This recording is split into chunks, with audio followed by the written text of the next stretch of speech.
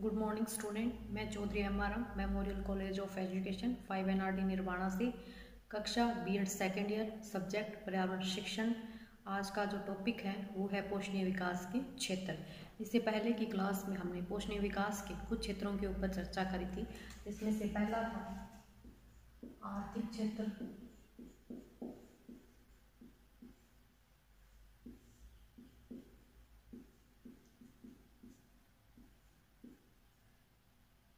दूसरा था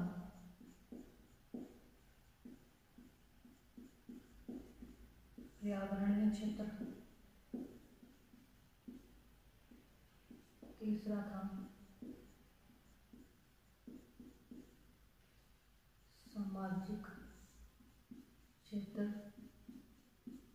अब हम पढ़ेंगे इसमें सांस्कृतिक क्षेत्र।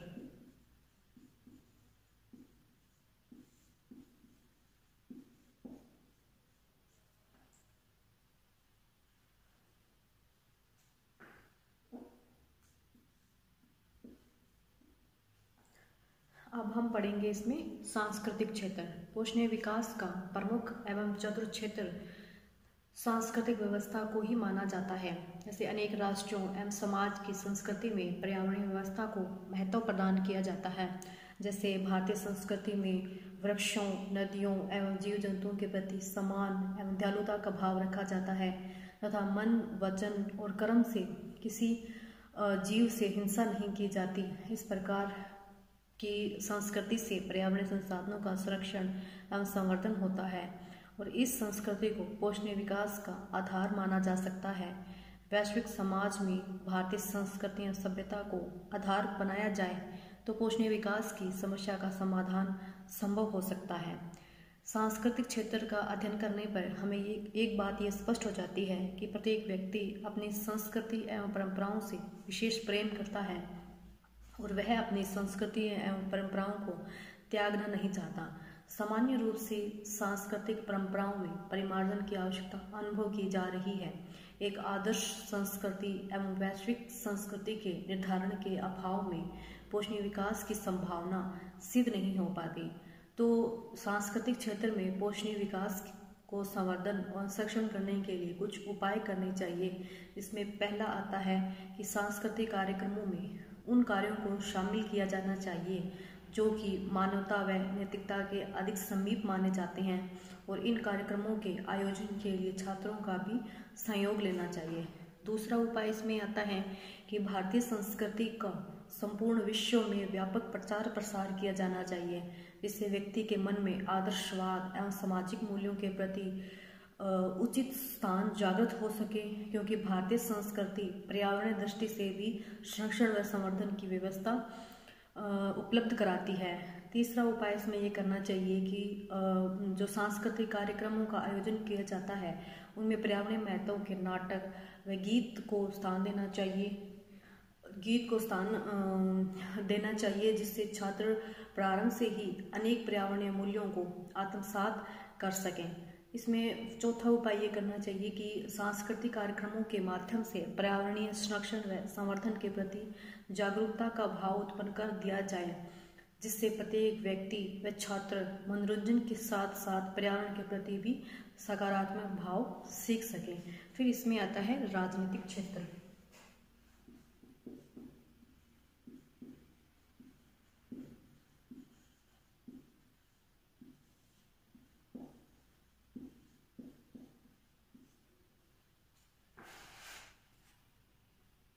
राजनीतिक क्षेत्र पोषणीय विकास के प्रक्रिया से राजनीतिक व्यवस्था भी अछूती नहीं रह सकती।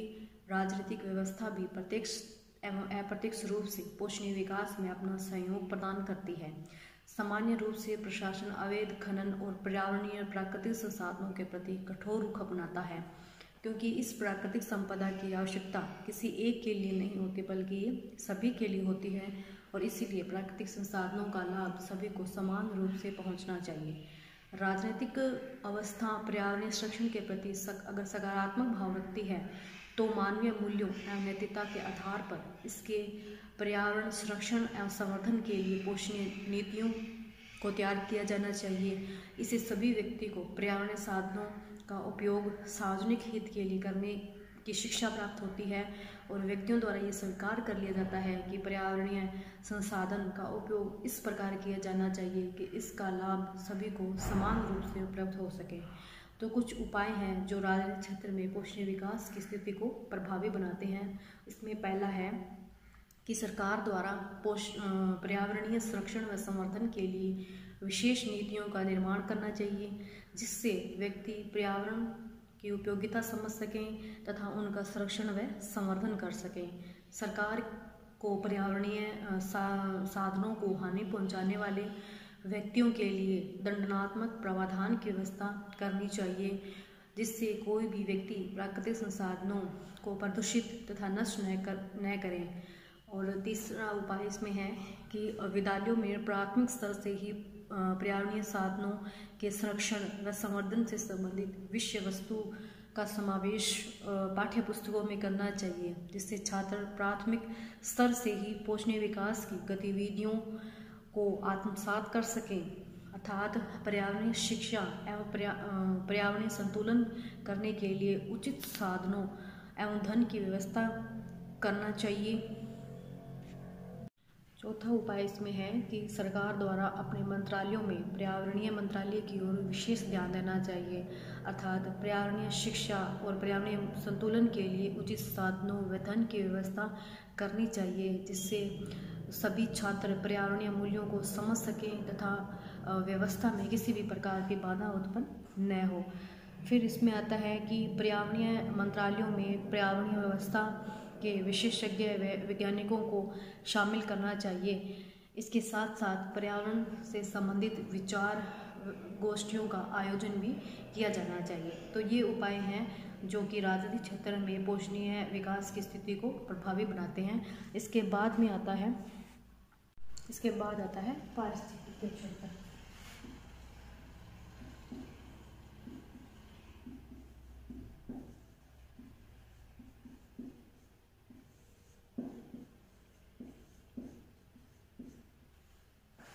पारिस्थितिकीय क्षेत्र। पारिस्थितिकीय क्षेत्र को भी पोषणीय विकास का प्रमुख क्षेत्र माना जाता है। पारिस्थितिकीय का ज्ञान सामान्यतः शिक्षक व सामान्य व्यक्तियों को नहीं होता। शिक्षक एवं समाज में व्यक्तियों द्वारा इसके ज्ञान को महत्वपूर्ण स्थान नहीं दिया जाता और पारिस्थितिकीय असंतुलन पर्यावरणीय असंतुलन को जन्म देता है।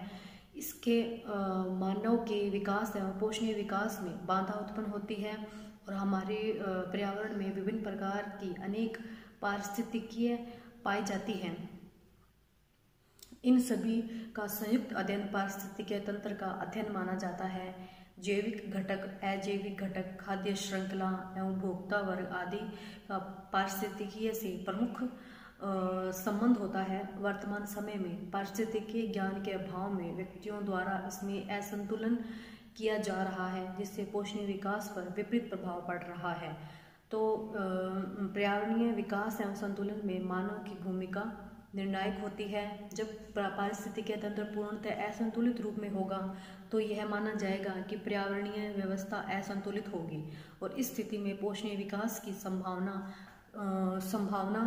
करना ही निरर्थक सिद्ध होगा। तो पारिस्थितिकीय संतुलन में पोषणीय विकास को पारिस्थितिकीय क्षेत्र में पोषणीय विकास को प्रभावी बनाने के लिए कुछ उपाय हैं। इसमें पहला आता है कि सर्वप्रथम समाज एवं विद्यालय दोनों में पारिस्थितिकीय तंत्र की पूर्ण जानकारी का प्रचार प्रसार किया जाना चाहिए और सभी छात्र एवं समाज के व्यक्ति पारिस्थितिकीय स्वरूप को आत्मसात कर सकें।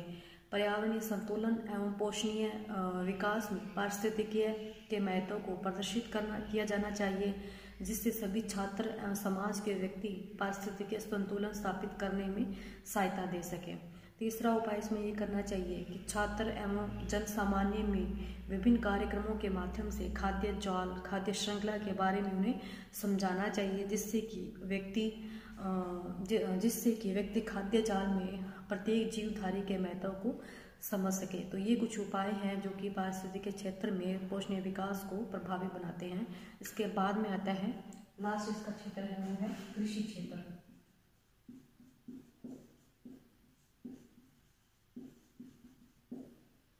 कृषि क्षेत्र आता है इसमें कृषि क्षेत्र। भारतीय अर्थव्यवस्था जो पूर्णतः कृषि पर आधारित होती है। जब हमें कृषि उत्पादों के बारे में विचार करते हैं तो यह अनुभव होता है कि इनके अभाव में हमारे जीवन का अस्तित्व ही संभव नहीं होता। जैसे गेहूँ, चावल, दाल, चने आदि हमारे जीवन में भोजन के रूप में प्रयुक्त होते हैं तथा इनको बेचकर हम अपनी आर्थिक आवश्यकताओं की पूर्ति करते हैं। मानव अपने स्वार्थ पूर्ति हेतु अधिक उत्पादन करने की इच्छा में कृषि क्षेत्र में असंतुलन उत्पन्न कर दिया है और मिट्टी की प्राकृतिक एवं स्वाभाविक शक्ति को समाप्त कर दिया है, जिससे कृषि में ऊसर भूमि की समस्या उत्पन्न हो गई है। इससे आने वाले समय में व्यक्तियों के लिए अनुकूल एवं कृषि योग्य भूमि का अभाव हो जाएगा। इससे उत्पादन की समस्या उत्पन्न हो जाएगी और इसके आधार पर यह सिद्ध हो जाता है कि कृषि क्षेत्र में भी पोषणीय विकास की आवश्यकता है।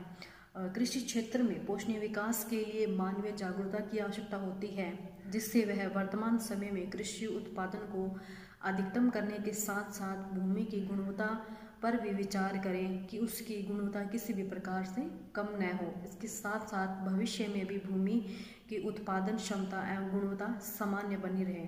तो कुछ उपाय हैं जो कि कृषि क्षेत्र में पोषणीय विकास को प्रभावी बनाने के लिए किए जाते हैं। इसमें पहला आता है कि कृषि में रासायनिक उर्वरकों का प्रयोग भूमि की जांच कराने के बाद ही करना चाहिए, क्योंकि भूमि में किस तत्व की आवश्यकता है यह जांच करने के बाद ही पता चलता है और इसके आधार पर ही उस तत्व को कृषि उत्पादन के समय प्रयोग करना चाहिए, जिससे उत्पादन अधिक हो और भूमि की गुणवत्ता भी बनी रहे। दूसरा इसमें आता है कि रासायनिक उर्वरकों की अत्यधिक मात्रा भी भूमि की गुणवत्ता व उर्वरा शक्ति को समाप्त कर देती है। इसीलिए किसानों को मनमाने ढंग से और अनावश्यक रूप से ये रासायनिक उर्वरकों का प्रयोग नहीं करना चाहिए। रासायनिक उर्वरकों के स्थान पर देसी खाद का प्रयोग करना चाहिए। इसमें तीसरा उपाय है कि जानवरों से प्राप्त गोबर का प्रयोग ऊर्जा शक्ति एवं उत्पादन शक्ति के रूप में करना चाहिए। गोबर से प्राप्त गैस से खाना बनाया जा सकता है और इससे कोई भी विपरीत प्रभाव भी नहीं पड़ता है। फिर चौथा इसमें उपाय है कि कृषि क्षेत्र में एक ही फसल को बार बार बोने से फसल की उत्पादन क्षमता पर विपरीत प्रभाव पड़ता है। इसीलिए 2 या 3 वर्ष बाद फसल स्वरूप में परिवर्तन कर देना चाहिए और इससे उत्पादन भी अधिक होता है और भूमि की उर्वरा शक्ति पर भी इसका विपरीत प्रभाव नहीं पड़ता है। इसमें पांचवा जो उपाय है वो है कृषि क्षेत्र में जिन प्राकृतिक संसाधनों का प्रयोग किया जा रहा है उनको किसी भी रूप में किसी भी प्रकार से प्रदूषित नहीं होने चाहिए, जैसे जल या मिट्टी आदि। इसके अतिरिक्त जिस क्षेत्र में हम खेती कर रहे हैं उसकी जलवायु का भी ध्यान रखना चाहिए। तो ये कुछ उपाय थे जो कि कृषि क्षेत्र में पोषणीय विकास की स्थिति को प्रभावी बना सकते हैं। इसके बाद आता है आगे का जो टॉपिक है वो है जैविक खेती।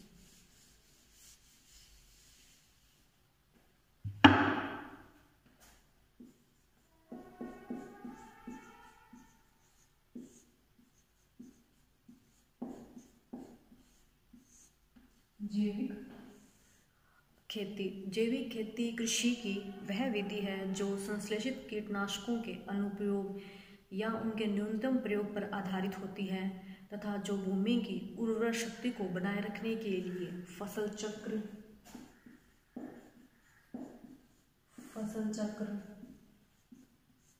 हरी खाद, कंपोस्ट खाद,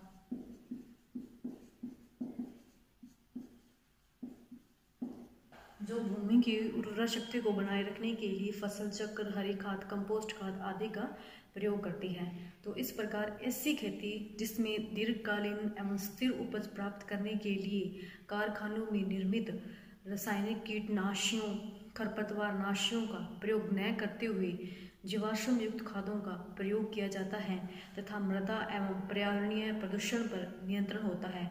तो इस प्रकार की जो खेती होती है वो जैविक खेती कहलाती है। तो इस प्रकार वर्तमान आधुनिक कृषि की अपेक्षा जैविक या पारंपरिक कृषि अधिक सुरक्षित और वैज्ञानिक सुव्यवस्थित एवं टिकाऊ होती है। आधुनिक कृषि में केवल उत्पादकता को ही ध्यान में रखा जाता है, जिसके अंतर्गत फसलों की उत्पादकता बढ़ाने के लिए कृत्रिम संसाधन व ऊर्जा स्रोतों का प्रयोग किया जाता है, जिसके फलस्वरूप पैदावार में तो वृद्धि अवश्य होती है, परंतु इसके साथ ही पर्यावरण को अधिक क्षति भी हो रही है, क्योंकि इस प्रकार की कृषि में पर्यावरण व प्राकृतिक संसाधनों की तरफ से कोई विशेष ध्यान नहीं दिया जाता। इसके विपरीत जैविक कृषि भले ही कम उत्पादक है, परंतु इस कृषि से किसी भी प्रकार का खतरा नहीं होता है। तो इस प्रकार आधुनिक कृषि के तरीकों से केवल फसलों की उत्पादकता बढ़ाने को ही महत्व दिया जाता है, चाहे वह पर्यावरण की ही कीमत पर ही क्यों न हो। और जैविक खेती की उत्पादकता एवं स्थिरता भले ही कम हो, परंतु यह बहुत ही टिकाऊ है, क्योंकि इसके प्रयोग में आगे आने वाले संसाधन, चाहे वह ऊर्जा हो, चाहे दवाइयाँ हो, या सभी प्राकृतिक होते हैं, जिससे पर्यावरण को किसी भी तरह का कोई खतरा नहीं होता है। जैविक खेती में डिजिटल तेल से संचालित ट्रैक्टर या भारी मशीनों के स्थान पर पालतू जानवर जैसे बैलों, खच्चरों तथा ऊँटों आदि से उत्पन्न ऊर्जा का ही प्रयोग कृषि के लिए किया जाता है। इसमें रासायनिक उर्वरकों एवं कीटनाशक दवाइयों के बजाय देसी खाद तथा दवाओं का प्रयोग किया जाता है, जो पुनः चक्र द्वारा पर्यावरण में समावेश कर जाते हैं, और इस तरह पर्यावरण प्रदूषण भी नहीं होता। और अर्थात जैविक खेती में आधुनिक खेती की अपेक्षा भले ही कम उत्पादन हो, परंतु निश्चय ही यह अधिक सुरक्षित, वैज्ञानिक एवं टिकाऊ है। यही कारण है कि ये पिछले हजारों वर्षों से बरकरार है। तो ये था जैविक कृषि की परिभाषा। अब हम इसके आगे की क्लास में जैविक कृषि की विशेषताओं के ऊपर अध्ययन करेंगे।